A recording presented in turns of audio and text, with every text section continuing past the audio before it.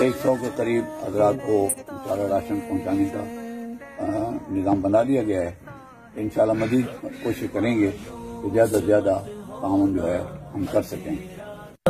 کبھی مایوس مت ہونا، امیدوں کے سمندر میں تلا تم آتے رہتے ہیں، سفینے ڈوبتے بھی ہیں، سفر لیکن نہیں رکتا مسافر۔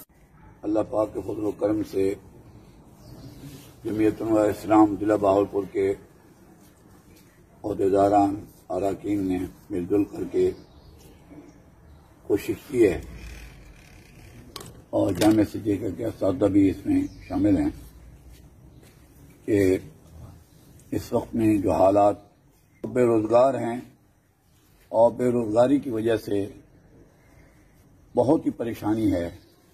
بعض حضرات فون کرتے ہوئے رو پڑتے ہیں، جن کے گھروں میں چولہا نہیں جل رہا، آٹا نہیں، گھی نہیں، تو جہاں ان کی نیندیں اڑ گئیں تو جیسے ہی فون سنا تو فوراً میرا بھی جو ہے وہ بے قراری بڑھی کہ یہ کیا بنے گا اس وقت میں امت کا۔ تو بہرحال اللہ تعالیٰ جزائے خیر عطا فرمائے جن دوستوں نے اس میں معاونت کی، عبدالرزاق صاحب، قاری محمد اسلم صاحب، قاری سیف الرحمان راشدی صاحب، جنرل سیکرٹری صاحب، الحمدللہ اللہ تعالیٰ ان کو جزائے خیر عطا فرمائے۔ جو کاوش کی ہے اللہ تعالیٰ اس کو اپنی بارگاہ میں قبول فرمائے۔ مزید بھی انشاءاللہ کوشش کریں گے کہ زیادہ سے زیادہ لوگوں کو پہنچائیں، راشن پہنچائیں، اس مد میں اللہ تعالیٰ نے کرم فرمائے۔ تو تقریباً 100 کے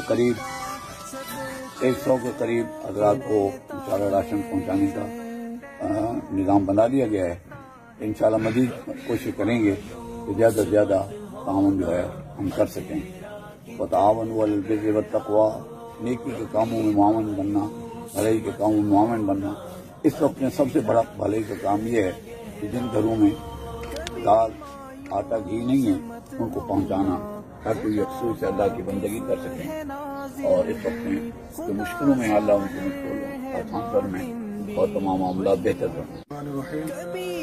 پیر طریقت رہبر شریعت حضرت قاری غلام یاسین صدیقی صاحب، امیر ضلع جمعیت علماء اسلام بہاولپور، ان کی سرپرستی میں ہم نے چھوٹی سی یہ کاوش کی ہے۔ اللہ تعالیٰ ہمیں مزید بھی توفیق دے۔